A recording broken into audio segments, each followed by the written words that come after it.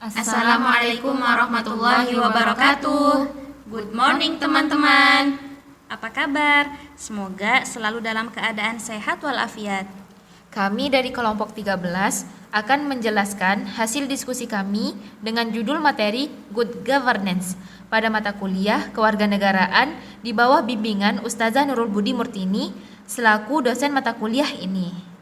Kelompok 13 ini beranggotakan Reva Rahmanaila Triandani, Wulandari binti Zulfadli, dan Sofia Ihsani Azizah.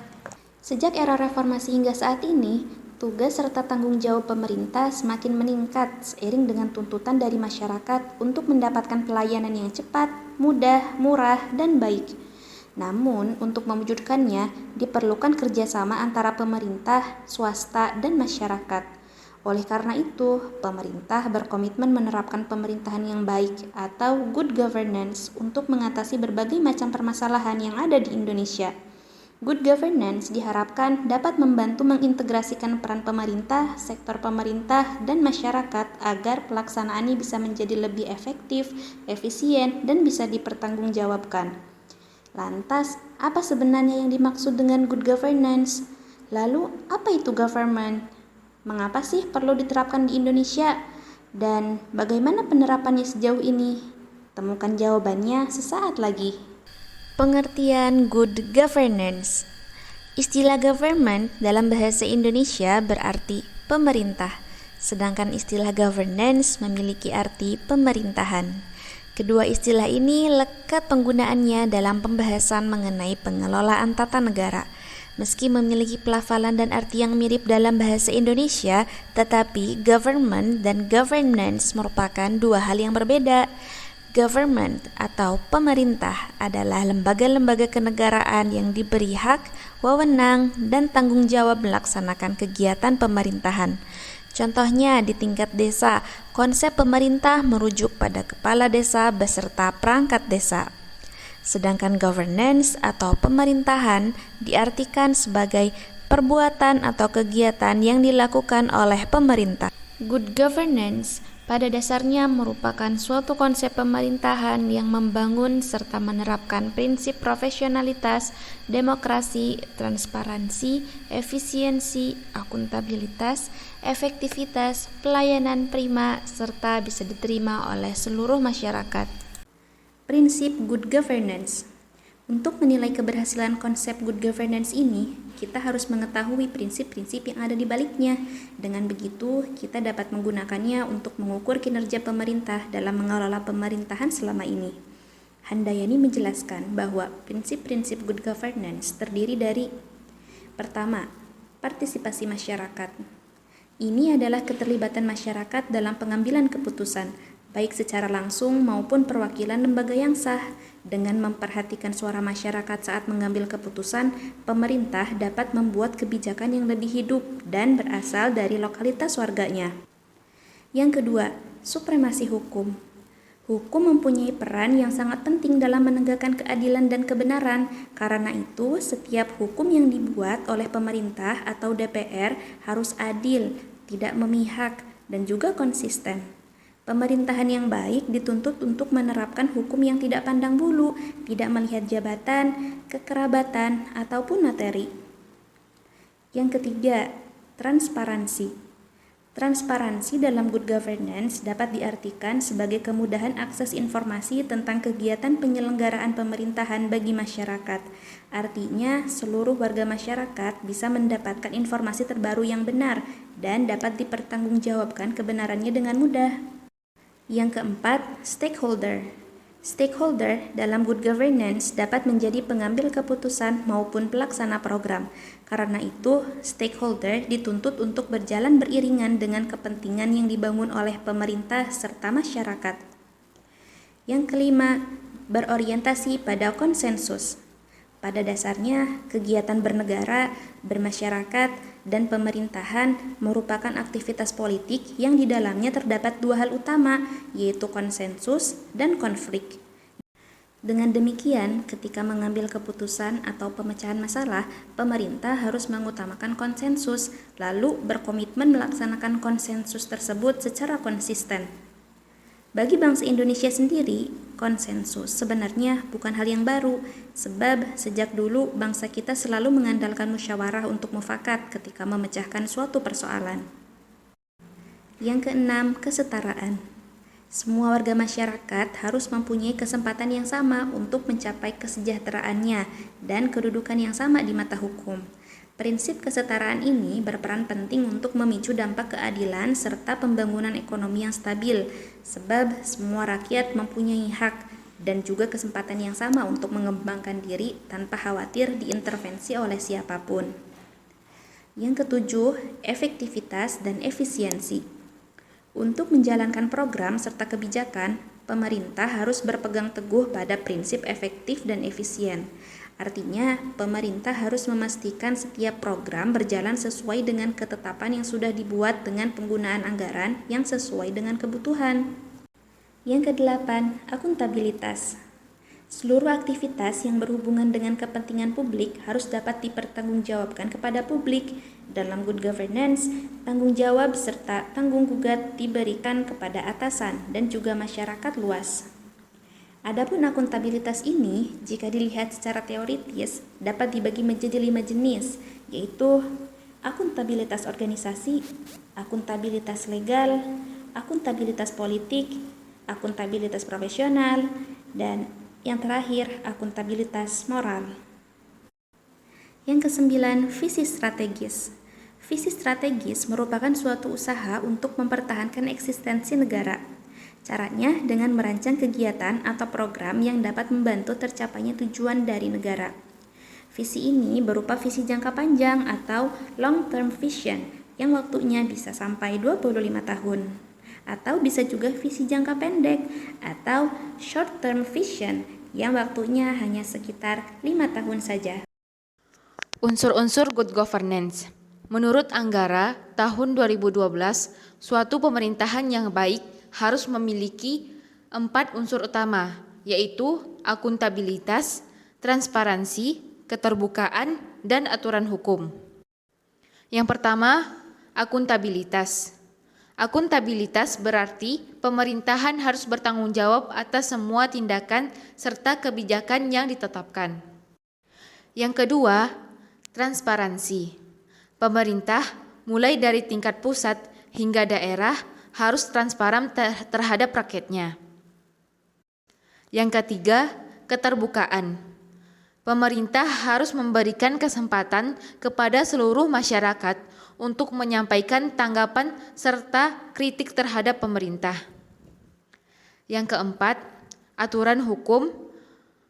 Good governance merupakan bagian dari kehidupan yang demokratis. Nah, salah satu syaratnya adalah penegakan hukum yang adil, tegas, dan tidak pandang bulu. Tanpa hal ini, kehidupan yang demokratis hanya impian yang sulit diwujudkan. Sejarah good governance. Konsep good governance di Indonesia mulai muncul setelah era reformasi, dimulai dengan dilatar belakangi oleh masalah-masalah peninggalan pemerintah masa Orde Baru, seperti pemerintahan yang berpusat pada presiden, lembaga tinggi negara yang tidak berjalan baik, serta kurangnya partisipasi masyarakat dalam pemerintahan. 3 undang-undang yang menjadi pondasi utama terbentuknya good governance. Yang pertama, Undang-Undang Nomor 32 Tahun 2004 tentang pemberian kewenangan yang lebih besar kepada pemerintahan daerah, baik kabupaten maupun kota, untuk mengelola pemerintahan dan pembangunan. Yang kedua, Undang-Undang Nomor 28 Tahun 2004 tentang pemberian wewenang yang lebih besar kepada pemerintahan daerah untuk mengelola dan mengalokasikan dana dalam melaksanakan pembangunan. Yang ketiga, Undang-Undang Nomor 28 Tahun 1999 tentang pelaksanaan di bidang pembangunan serta pelaksanaan pemerintah pada tingkat pusat maupun daerah. Nah, ketiga undang-undang tersebut adalah pondasi utama penerapan konsep good governance dalam penyelenggaraan pemerintahan di Indonesia. Sayangnya, pemerintah Indonesia tampaknya belum mampu memahami good governance secara menyeluruh, sehingga konsep ini belum bisa dijalankan dengan baik. Tujuan good governance. Pada dasarnya, setiap pemerintah dari negara manapun pasti ingin mempunyai sistem pemerintahan yang baik. Demi memastikan negara tetap aman dan damai, pemerintah Indonesia mengatur penerapan konsep pemerintahan yang baik melalui Permenpan nomor Per-15-M-7-2008 tentang Pedoman Umum Reformasi Birokrasi Menteri Negara Pendayagunaan Aparatur Negara. Dalam Permenpan tersebut dijelaskan tentang tujuan dari good governance, yaitu yang pertama, menciptakan birokrasi yang bersih. Artinya, bebas dari korupsi, kolusi, dan juga nepotisme. Yang kedua, menciptakan birokrasi yang efektif, efisien, dan produktif, agar masyarakat dapat merasakan manfaatnya. Contohnya, seperti proses pengurusan administrasi yang lebih praktis, bersih dari pungutan liar, dan tidak berbelit-belit. Yang ketiga, menciptakan birokrasi yang transparan, dengan tetap melindungi berbagai informasi yang sifatnya rahasia. Yang keempat, membangun birokrasi yang melayani masyarakat. Pemerintah berkomitmen untuk melayani segala kebutuhan masyarakat sebaik-baiknya, seperti memberikan akses yang mudah bagi semua masyarakat dan sebagainya. Dengan begitu, pelayanan masyarakat dapat dilakukan dengan prima dan cepat.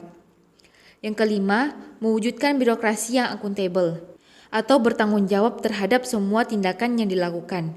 Ini berarti pemerintah akan bekerja keras untuk menjalankan setiap kebijakan ataupun program. Jika kemudian terjadi kesalahan, pemerintah tidak akan mencari kambing hitam.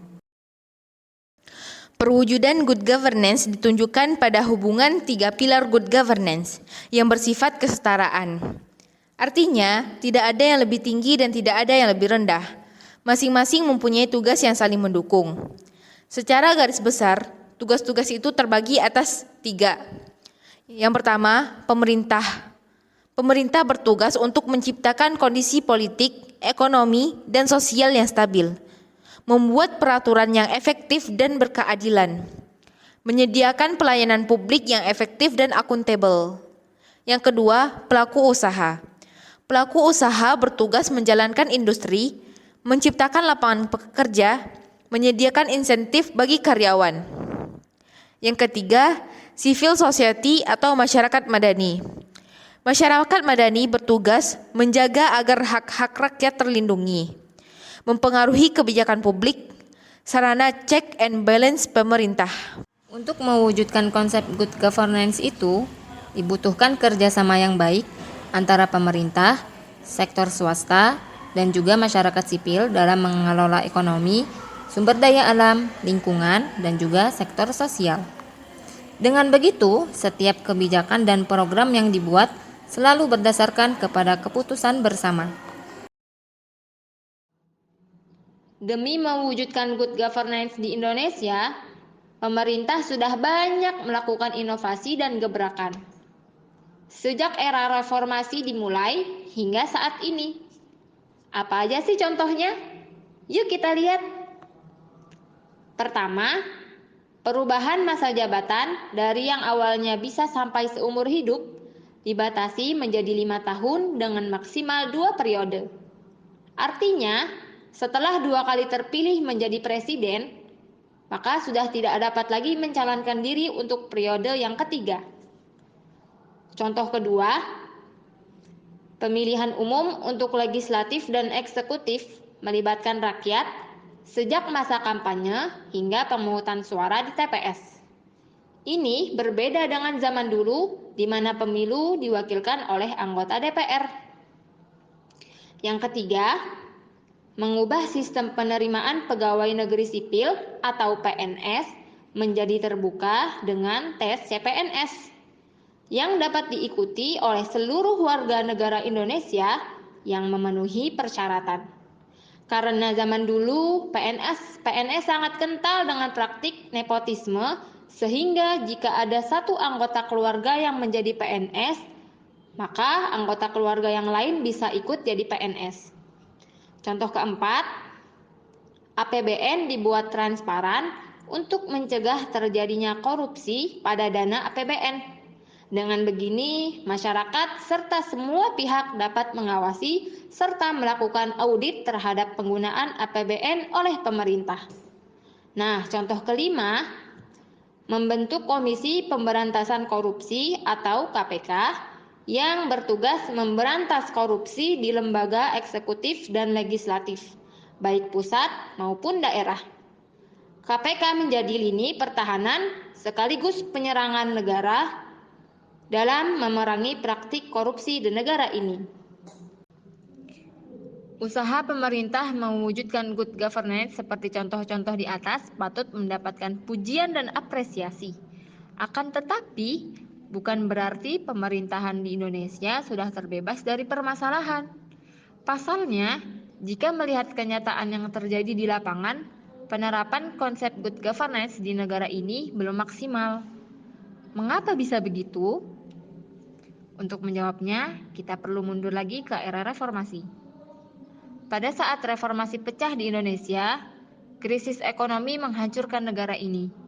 Penyebabnya tidak lain karena tata kelola pemerintahan yang buruk selama masa Orde Baru dan maraknya praktik KKN, yaitu korupsi, kolusi, dan nepotisme di hampir seluruh elemen pemerintahan. Sebagai dampaknya, kualitas pelayanan masyarakat tidak diperhatikan dengan baik, bahkan masyarakat seolah dipandang sebelah mata. Para penyelenggara pemerintah lebih mementingkan mengisi perutnya sendiri dan memenuhi kepentingan pribadinya. Hal ini kemudian berpengaruh pada terhambatnya proses pembangunan, angka kriminalitas meningkat, jumlah pengangguran dan penduduk miskin terus bertambah, tingkat kesehatan masyarakat menurun, kualitas pendidikan semakin memburuk hingga memicu konflik di berbagai daerah. Nah, 24 tahun berlalu. Permasalahan-permasalahan tersebut masih belum hilang sepenuhnya di negeri ini. Sekalipun pemerintah telah menjadikan good governance sebagai landasan penyelenggaraan pemerintah, sayangnya good governance di Indonesia masih memiliki beberapa permasalahan. Di antara contoh dari permasalahan good governance di Indonesia, yang pertama, masih ditemukan adanya praktik penyalahgunaan serta pelanggaran wewenang. Angka korupsi, kolusi, dan nepotisme masih tinggi, dan masih lemahnya pengadaan kontrol juga pengendalian kerja aparatur pemerintah. Kedua, masyarakat semakin antusias untuk ikut ambil bagian dalam pembuatan serta pengimplementasian kebijakan publik. Ketiga, tuntutan masyarakat kepada pemerintah semakin tinggi.